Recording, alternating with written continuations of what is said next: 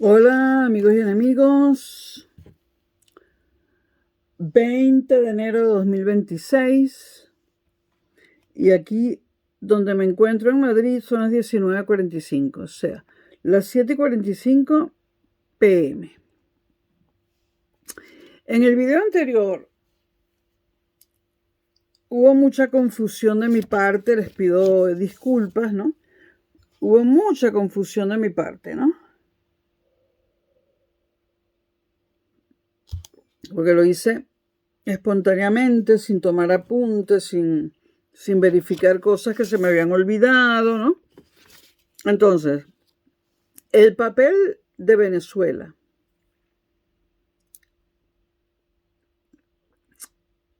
En el mundo actual, donde hay tres potencias, Rusia, China y Estados Unidos, el papel de Venezuela lo comienzo a comentar en el minuto 50 del video anterior.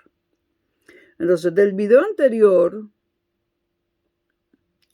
si les interesa solamente el papel de Venezuela, ahora y después de la Segunda Guerra Mundial, o mejor dicho, después de la caída del muro de Berlín, después de la desintegración de la Unión Soviética, si solo les interesa eso, el mundo actual con China, Estados Unidos y Rusia como las tres grandes potencias, ¿no? Sin importarles cómo el mundo llegó a tener tres grandes potencias en 1991. Si no les importa saber cómo llegó el mundo a tener tres grandes potencias en 1991, pues lo empiezan a ver en el minuto 50, porque ahí hablo del papel de Venezuela, y no solamente de Venezuela, sino de Latinoamérica,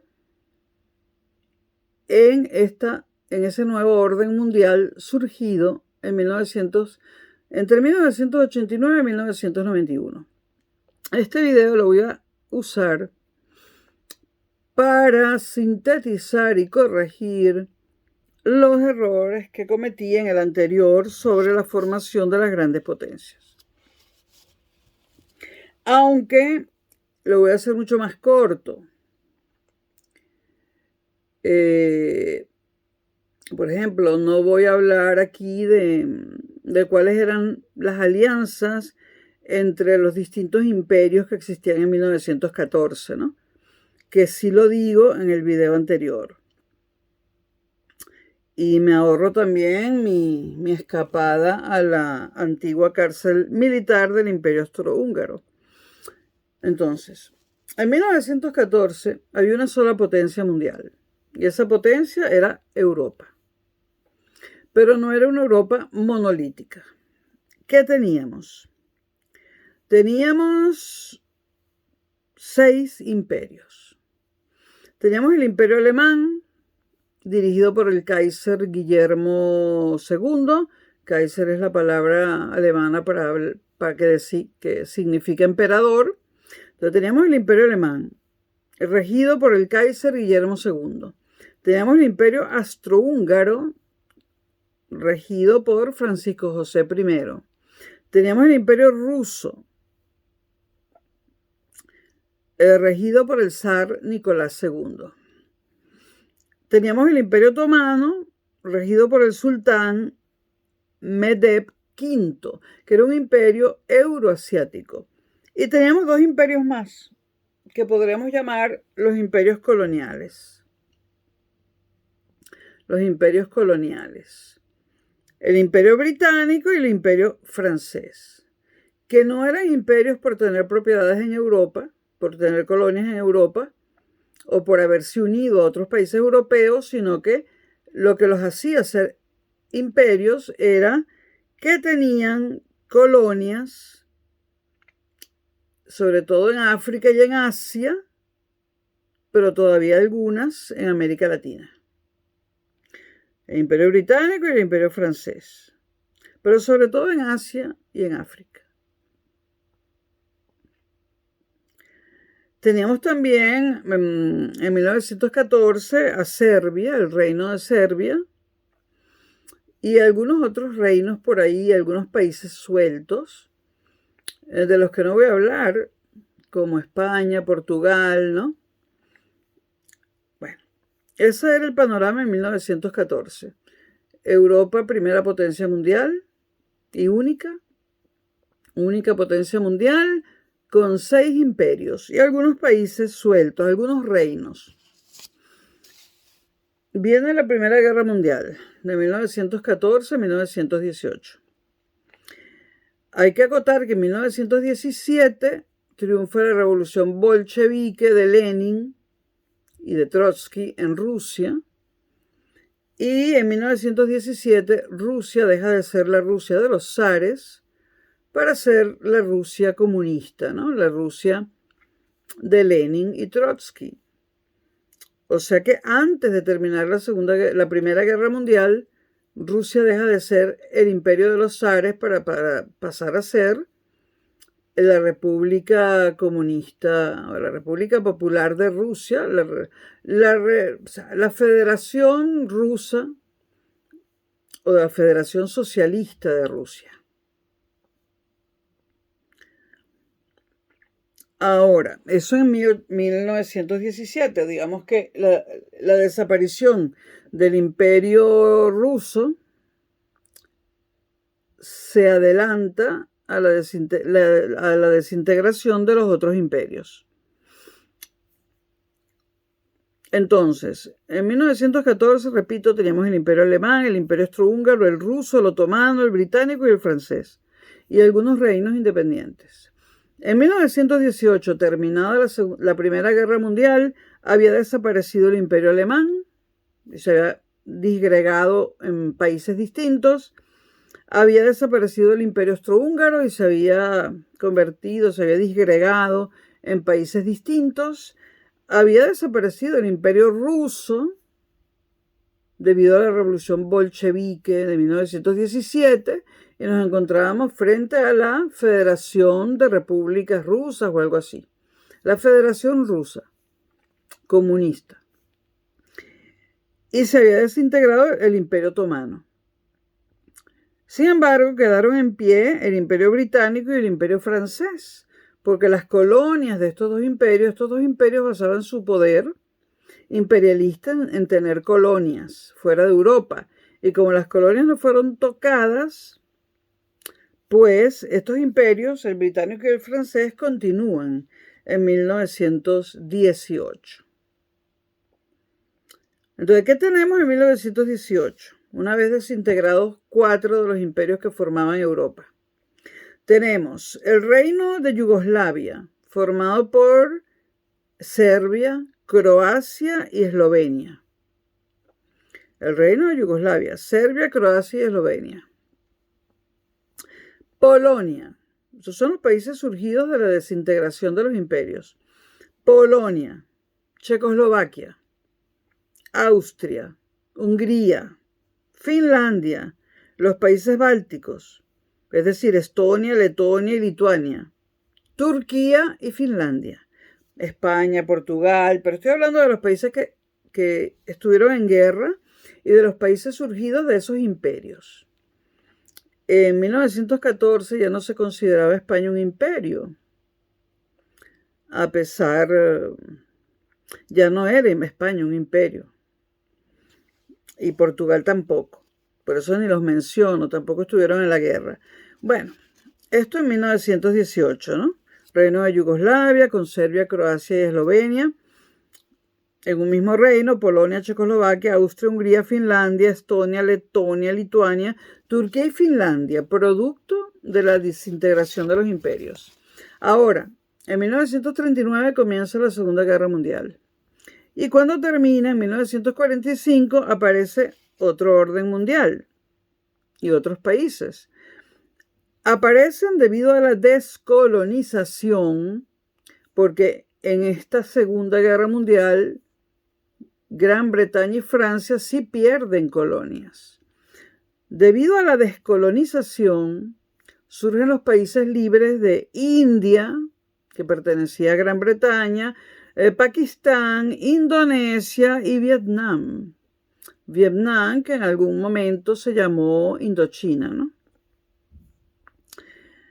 Entonces surgen la India, Pakistán, Indonesia y Vietnam debido a la descolonización de Gran Bretaña y Francia.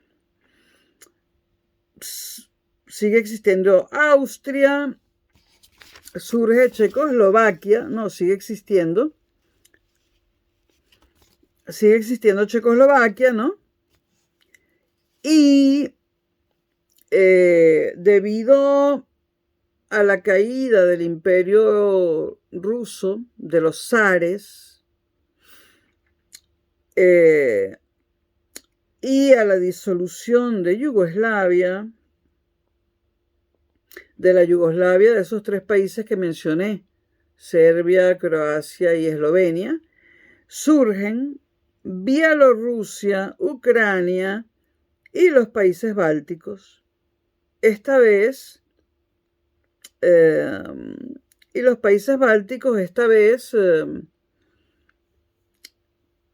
influidos por la Unión Soviética. Surge en 1945 la Unión Soviética.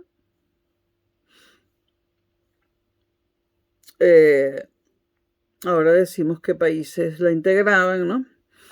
Surge la RFA, la República Federal de Alemania, que era la Alemania de Occidente, la capitalista, y la RDA, que era la República Democrática de Alemania, es decir, la comunista. Surge Polonia, que se separa de Alemania, y surge la Yugoslavia de Tito. Bueno, surge Polonia, una nueva Polonia. Polonia ya existía, pero surge una Polonia distinta. Y la Yugoslavia de Tito.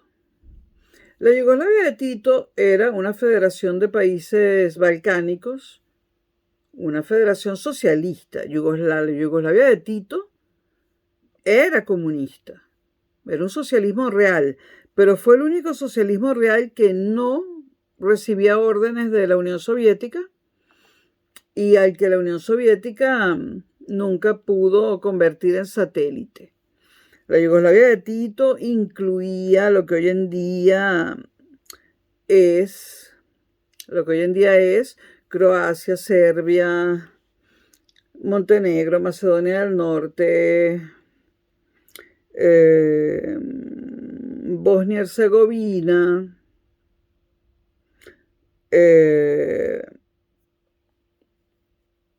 Kosovo, pero Kosovo no vino en el 45, vino después. Pero en el 45 surge la Yugoslavia de Tito. Es decir, que en el 45 tenemos y surge la Unión Soviética. Porque la rusa comunista, la Federación Rusa Comunista, decide apropiarse de unos cuantos países europeos. Y a todo eso juntos se le llamaba Unión Soviética, ¿no? Pero también surge una mini Unión Soviética en Yugoslavia, la Yugoslavia de Tito. La Yugoslavia de Tito fue una unión de países comunistas. Un socialismo real, como es más correcto decirlo.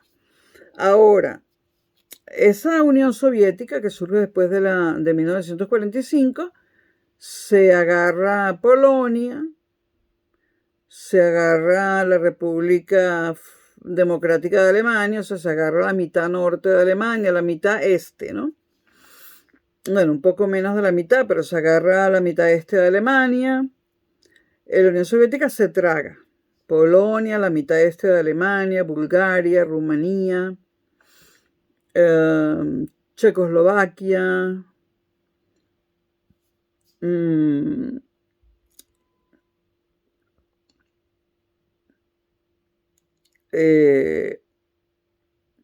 y además no pertenecían a la Unión Soviética, pero era como si pertenecieran porque los dominaba Bielorrusia, Ucrania y los países bálticos.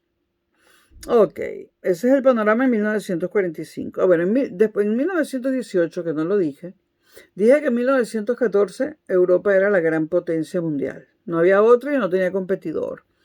¿Qué pasa en 1918? Europa, a pesar del desastre, sigue siendo la única potencia mundial, ¿no? Pero ya se va perfilando los Estados Unidos, pero Europa está considerada en el 18, que sigue siendo la primera y única potencia mundial. Pero en el 45, Europa desaparece como potencia mundial y surgen dos potencias. Una es los Estados Unidos y otra es la Unión Soviética. Y desde ese año 45 hasta el 89, 91, vivimos la Guerra Fría, que era la amenaza constante de una guerra nuclear entre las dos grandes potencias, Estados Unidos y la Unión Soviética, guerra que, menos mal, que no sucedió. Luego, en 1989, sucede algo que nadie esperaba. Yo, que tenía 29 años, no lo podía creer. Se desploma la Unión Soviética, pero no porque la atacan, no porque hay guerra. Implosiona. Gorbachev dice, que era el presidente de la Unión Soviética, dice, se acabó el comunismo, se acabó la Unión Soviética, los países satélites son libres, esto no funciona, la economía centralizada no funciona, el país se me muere de hambre, se acabó la Unión Soviética.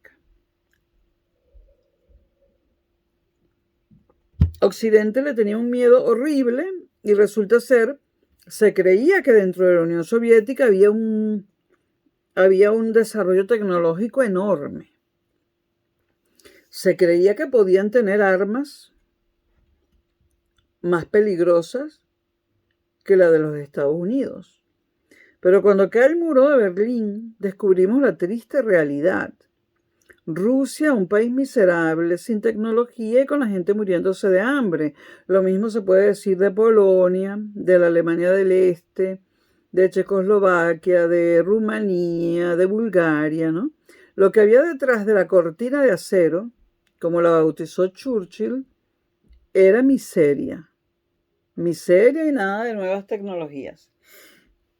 Entonces, cae la Unión Soviética y ¿qué surge? O sea, en el 18, repito, Europa es la gran potencia. En el 1914, Europa es la gran potencia y la única. En el 18 sigue siendo la gran potencia. Un poco diezmada, ¿no? Y se perfilan los Estados Unidos como potencia, pero todavía no lo son. Ahora, en el 45, Estados Unidos y Rusia y la Unión Soviética, son las dos grandes potencias. Europa desaparece como potencia. Luego viene la caída de la Unión Soviética. ¿Y qué pasa entre 1989 y 1991? Que aparecen todos los países que voy a nombrar. Estonia, Letonia y Lituania, que ya existían, que supuestamente eran libres, los tres países bálticos, pero no eran libres. Los silos los manejaba la Unión Soviética. Eran mandados por la Unión Soviética, pero en el 89 sí se liberan totalmente. Estonia, Letonia y Lituania, los tres países bálticos. Aparece, debido a la disolución de la Unión Soviética, Armenia, Azerbaiyán, Georgia, Kazajistán, Kirguistán, Tayikistán, Turkmenistán, Uzbekistán, Bielorrusia, Moldavia, Rusia y Ucrania. Todo eso aparece con la disolución de la Unión Soviética. Además de recuperar la libertad, Alemania y reunificarse, Polonia, Rumanía, Bulgaria, etcétera, Finlandia, que recuperan la libertad. Ahora, vuelvo a repetir todos los países que surgen de la disolución de la Unión Soviética y que son menos conocidos por nosotros, ¿no? Porque suena mucho Polonia, Rumanía, Bulgaria, Checoslovaquia, que además se dividió, o sea, Checoslovaquia deja el yugo soviético, se libera del yugo soviético y se separa amistosamente, sin guerra, en dos partes, República Checa y Eslovaquia.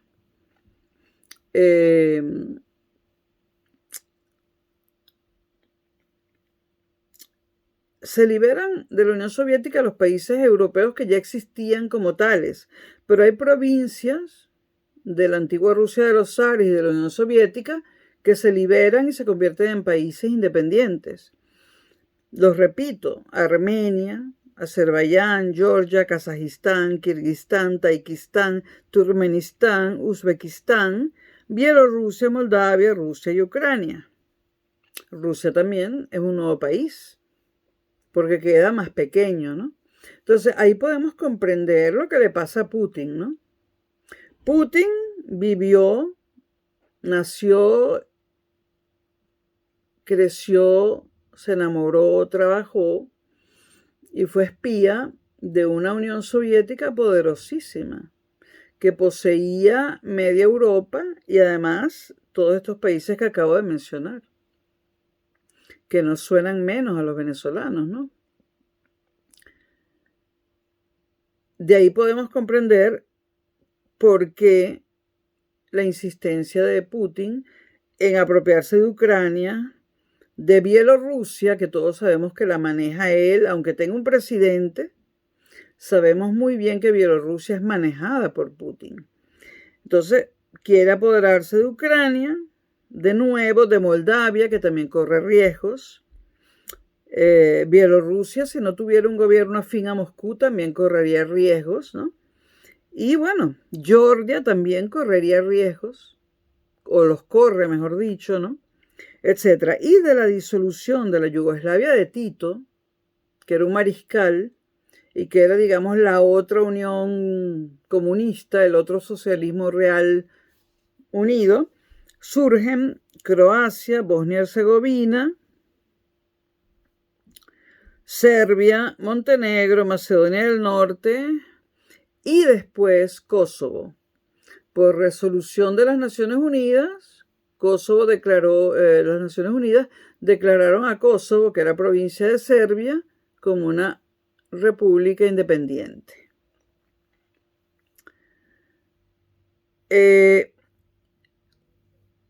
Me falta un país balcánico. Croacia, Serbia, Bosnia-Herzegovina, Montenegro, Macedonia del Norte, Kosovo, 1, 2, 3, 4, 5, 6. Es que son 7. Croacia, Serbia, Bosnia-Herzegovina,